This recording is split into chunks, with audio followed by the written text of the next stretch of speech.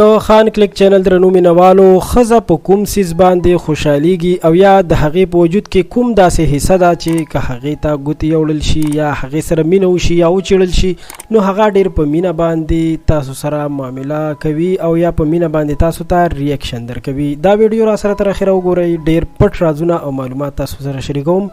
قدرمنو دوستانو، زموږ په ټولنه کې ښځې ته یو خاص مقام حاصل دی او د هغې ډېر زیات خیال ساتل پکار دي. ځینې وخت په کورونو کې معاملات او مشکلات دومره حد ته ورسي چې ښځه او خاوند د یو بل نه نفرت شروع کړي. په داسې دوران کې پکار ده چې ښځه او خاوند یو بل ته ډیر زیات صبر وکړي او د زغم نه کار واخلي. په دې دوران کې که ښځه او خاوند د یو بل سره مینه وکړي او هغوی د یو بل سره د صبر او زغم نه کار وانخلي نو معامله نوره هم خرابېږي. په همدې وخت کې د ښځې او د سړي په وجود کې داسې یو حصه ده چې که هغه وچیړل شي نو مینه به نوره هم زیاته شي.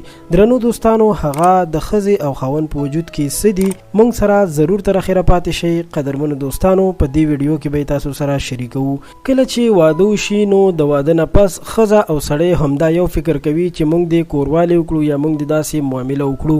خو په یاد ولرئ چې واده یوازې د کوروالی او یا د جنسي معاملې نوم نه دی. واده د یو مکمل پرمختګ او د یو مکمل کورنۍ جوړولو نوم دی، ځکه که په صحیح طریقې سره دا مینج نه کړی شي نو په کور کې داسې مشکلات پیدا کیږي چې خبره تر طلاق رسی. نو درنو دوستانو، زه چې تاسو ته کوم څیز یادوم هغه مینه ده. مینه چې د سړي او ښځې په وجود او مزغو کې موجوده وي نو هیڅ کله به هم دوی ناکامه کیږي نه او دوی به مخ په وړاندې ځي او دوی به د خوشحالو سره مخ وي. ځکه که دوی د یو بل د دغه څیز خیال ونه ساتي او د یو بل نه نفرت وکړي نو هیڅ کله به هم دوی یو ښه کورنۍ تشکیل نه کړی شي، ځکه چې د ښځې او خاوند په ژوند کې مینه ضروري ده. ډیرو دوستانو د دې باره کې موږ نه غوښتنه کړې وه، نو تاسو یو ځل ټرای وکړئ او خپلې ښځې سره مینه وکړئ او د هغې د مینې نظر خپل اړخ ته راواړوئ. تاسو به د ژوند په خوند باندې پوه شئ.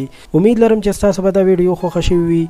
مینه زندگی ده. تاسو د مینې په باره کې څه نظر لرئ ضرور سره خپل نظر کمنټ کې شریک کړئ او زموږ چینل خان کلیک در سره هم سبسکرایب کړئ. ستاسو ټولو ډیره مننه.